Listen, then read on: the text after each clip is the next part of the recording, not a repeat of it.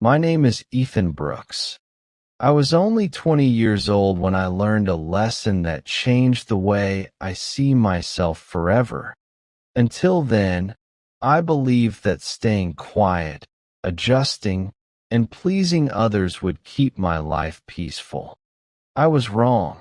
I was a college student studying business administration, and to support myself, I worked part-time at a small electronics store. I came from a modest family, and my parents had taught me the importance of humility and patience. I took those lessons seriously, maybe too seriously.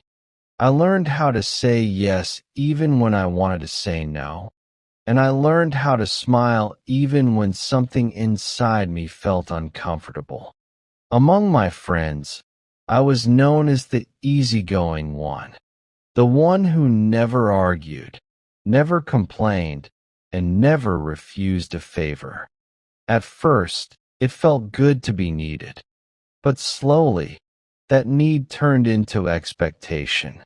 They borrowed money and returned it late, if at all. They made jokes about my job, my clothes, and my quiet nature. Every time it happened, I laughed along, pretending it didn't hurt. I told myself that friendship meant tolerance. There was one friend in particular, Ryan Cooper, who had the strongest influence on me. He was confident, loud, and admired by others. Being accepted by him made me feel important. But Ryan often crossed lines. He spoke to me harshly in front of others and dismissed my opinions like they didn't matter. Whenever I felt disrespected, I stayed silent, afraid that speaking up would make me lose my place in the group. The same pattern followed me into my personal life. I was in a relationship where my feelings were often ignored. My messages were replied to late. My time was taken for granted. Whenever I tried to express how I felt, I was told I was overthinking. Slowly, I began doubting my own worth. One evening, after a long shift at work, I was exhausted. Ryan asked me to cover his responsibility for a college project at the last minute.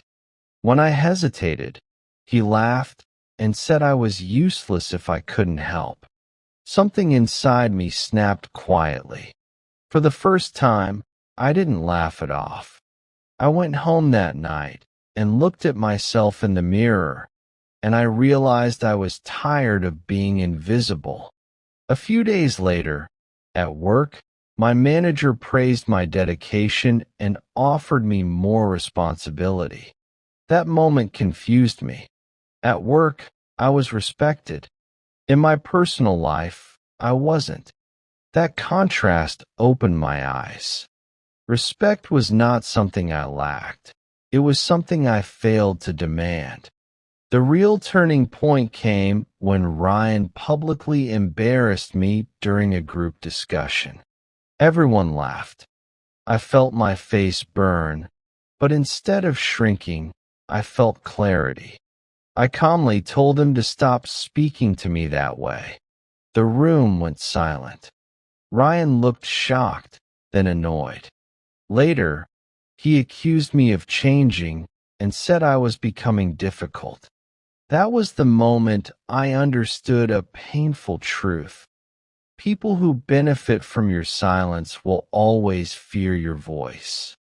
Choosing self-respect was not easy. Some friends distanced themselves. My relationship ended.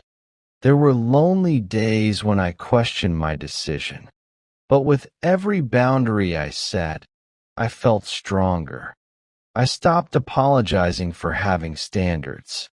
I learned to walk away from conversations that drained me. I focused on my growth. I worked harder at my job, improved my skills, and started believing in myself again. Slowly, new people entered my life. People who listened, respected, and valued me without conditions. I didn't have to beg for dignity anymore. Today, at 20, I am still learning, still growing, and still making mistakes. But one thing is clear. Self-respect cost me a few people, but it gave me peace, confidence, and direction. I learned that being kind does not mean being weak, and silence is not the same as maturity. If you are listening to my story and feeling familiar pain, remember this. The moment you choose yourself, the world may test you. Some people will leave, but the right ones will stay. And even if you walk alone for a while, that walk will teach you who you truly are. Self-respect is not about ego. It is about knowing your worth and refusing to let anyone make you forget it. I learned that lesson at 20, and it is one I will carry for the rest of my life. Before you go, let me ask you something. Have you ever stayed silent just to keep people in your life, even when it hurt your self-respect? And if you have, what moment made you realize you deserve better? Share your thoughts in the comments below. Your story might help someone else feel less alone.